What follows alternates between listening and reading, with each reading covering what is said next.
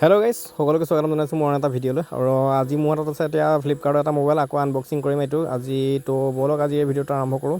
আৰু ইয়াৰ ভিতৰত কি মোবাইল আছে সেইটো আপুনি গম পাই যাব আনবক্সিঙত আৰু এতিয়া মই গৈ আছোঁ কাষ্টমাৰ ঘৰ আৰু আহি পাই গ'লোঁ কাষ্টমাৰ ঘৰ এতিয়া কাষ্টমাৰ আহি আছে তো ৰখি আছোঁ তো এতিয়া কাষ্টমাৰ আহি পাই গ'ল আৰু আমি আনবক্সিং কৰিবলৈ আৰম্ভ কৰি দিলোঁ তো এতিয়া ব'লক আনবক্সিং কৰোঁ আৰু ইয়াৰ ভিতৰত কি আছে এইটো আপোনালোকে আনবক্সিঙত দেখি পাই যাব তো এনেকৈ গাইজ ওলাই গ'ল আমাৰ মোবাইলটো আৰু এইফালে চিল টিল চব বঢ়িয়া হৈ আছে মানে চিলটো মেইন তো চিল টিল ভাল হৈছে আৰু এইফালে আমাৰ মোবাইলটো তো গাইজ বাহিৰৰ পৰা পূৰা চিল টিল পূৰা ধুনীয়া হৈ আছে এতিয়া আমি ইয়াৰ ভিতৰতো এতিয়া কি হৈ আছে সেইটো চাব লাগিব তো এতিয়া প্লাষ্টিক গুচাই ল'লোঁ আৰু এতিয়া ভিতৰৰ বস্তুটো মালটো উলিয়াই ল'ম মানে এতিয়া তো মোবাইলটো ফাইনেলি গাইজ ওলাই গ'ল আমাৰ অপ' আৰু এতিয়া ভিতৰৰ মালটো চব চেক কৰিব লাগিব মানে অন চন কৰি দিম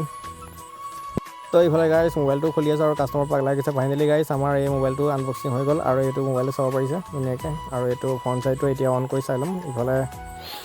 অন হৈ গৈছে গাইজ আৰু এতিয়া আপোনাৰ দেখাই আছোঁ পূৰা ধুনীয়াকৈ এইটো চাওক আৰু ইয়াৰ লগত দিছে আপোনাৰ এই চাৰ্জিং চব বস্তুবিলাক দিছে তো ইফালে মোবাইল অন হৈ আছে আৰু মানে এতিয়া কাষ্টমাৰ দি পঠাম আৰু গাইজ মোবাইলটো হৈছে অপ' K14 Pro